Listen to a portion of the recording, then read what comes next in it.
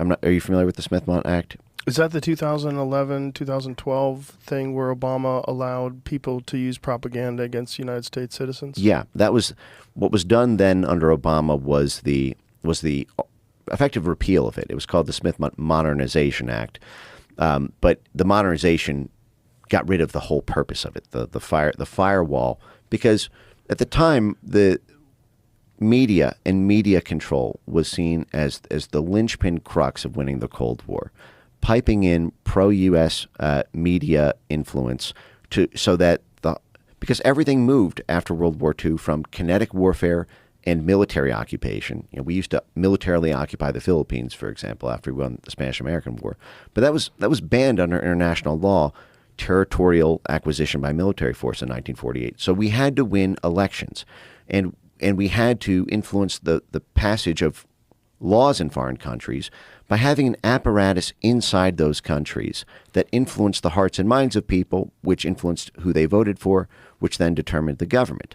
So you had to move towards political vassalage rather than military occupation. And what the Smith-Mont Act did is, simultaneous with the creation of this in 1948, Congress recognized the Frankensteinian monster they were creating by authorizing a covert, permanent Department of Dirty Tricks, and this is their phrase, not mine, to do this cloak and dagger, to infiltrate and co-opt the universities, the unions, the media, the politicians, the judges, the whole swarm army. What I have been calling for a long time the USAID Truman Show, because it's these people in these foreign countries have no idea how many of the things they interact with that are effectively a movie set being constructed by the U.S. State Department and its sister influence orgs.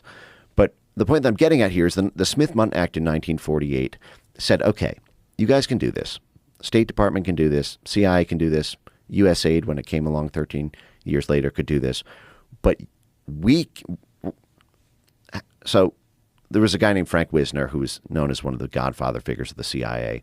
He's known for creating what was called the Wisner's Wurlitzer, which was it's like a church organ, and that he would brag that he could play the international media like a symphony to make any media narrative go viral in any country on earth because of the suite of CIA proprietary media functions and its distribution network, especially when the U.S. had first mover advantage in radio and print. It's basically the U.S. and U.K. were the only games in town, really, in having robust radio, film, TV, and print media. So the Smith-Mont said, okay, you can do that abroad. You can plant fake news stories in France. You can,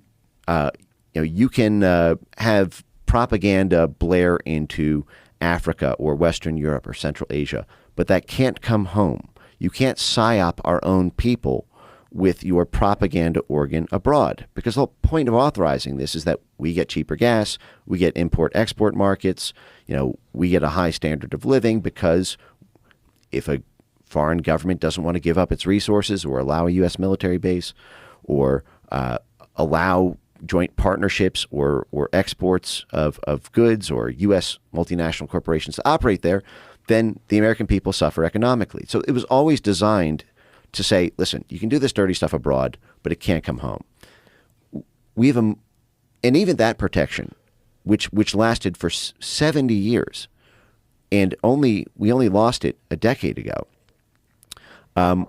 We're up against a much actually deeper, darker problem with this USAID scandal, and as people will see increasingly, the scandals that will break open at the Pentagon and the State Department, which is that we have a Smith-Mont problem for funding and operations. It's not just propaganda.